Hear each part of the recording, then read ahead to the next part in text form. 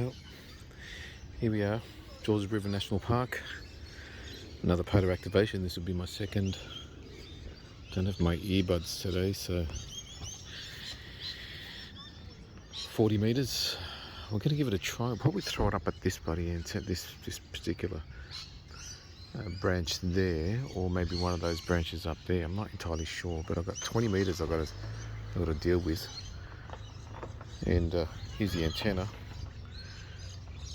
The coax can be operating from the boot of the car, and yeah, I don't know. We'll see what happens. We'll give it a shot. It is what it is. Anyway, back in a sec. Alright, gentlemen.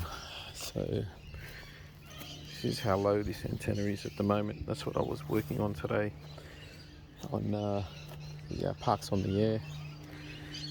It goes up.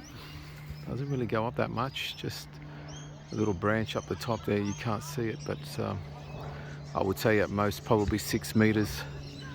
It comes down. Just down here. And try to get it up a little bit higher, get that little branch, and this is the 4901 sitting in some sort of log, bit of RG58 wrapped around, and this is pretty much my current setup at the moment. And you can hear the noise. Horrible, absolutely horrible. Not a good spot at all, I'll be honest with you. So, yeah, not good at all. Let's see if there's anyone else around.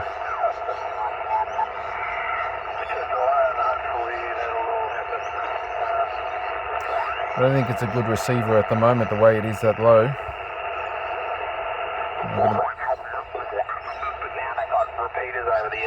He's not too bad, he's at 5 and 9.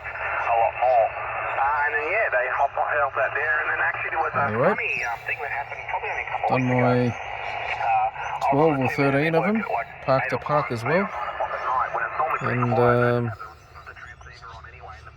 all done. So anyway, that's the radio there, in amongst the leaves. Don't know.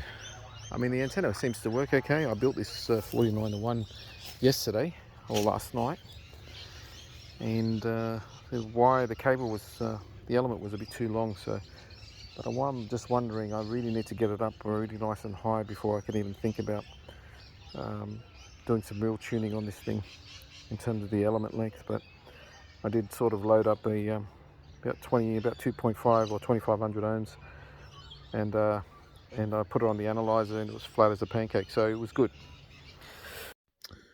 So this is the NFET half-wave box that I built last night.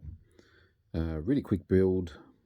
Did actually make note, I actually have a whole bunch of FT 240. Now, whether they're 31 mix, whether they're 43 mix, whether they're 52 mix, really hard to tell. But one of the I watched a video from HamRadio dude, and I'll link that video in the description below on how to quickly. It's a quick, cheap way on how to see if you're using the right ferrite for this antenna or this application. It's a 43-to-1, so 14 turns. Two primary. What was the 2 primary? I'm not entirely sure, but just followed the instructions. Now, put it in the box on an Amphenol connection. I did put about 2500 ohms of resistance across the feed point on the top and the ground point on the bottom, and swept it with my rig expert, and the rig expert came out nice and flat on 7 megahertz. In the field, I wasn't entirely sure, but it was 1-to-1 in the field. It was really good on 14 megahertz, which is 20 meters. Shocking on 15. 17 was horrible. 12 was horrible. 10 was really good. So, but considering what you just saw from the picture, of the video. The 49-1, unfortunately, is the why I really got to get it a lot higher. So, and now we're looking here at the actual element for 40 meters. It is 20 meters. I wrapped it around this PVC pipe because it's extremely hard. I'm just learning how to deal with these sort of situations in the field. But look, it's a really good antenna. It worked fine, absolutely fine. Made a lot of contacts. Didn't hear as well. Georges River National Park, I'll be honest with you, was quite noisy. Although I was in the national park, it really is.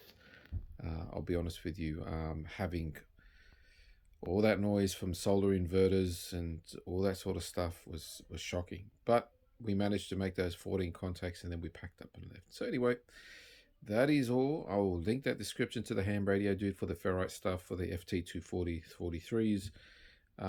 Get out there in the field. I'm actually really enjoying it. This was my second Pota activation, so I'm actually really excited. I'll be honest, it's been a lot of fun.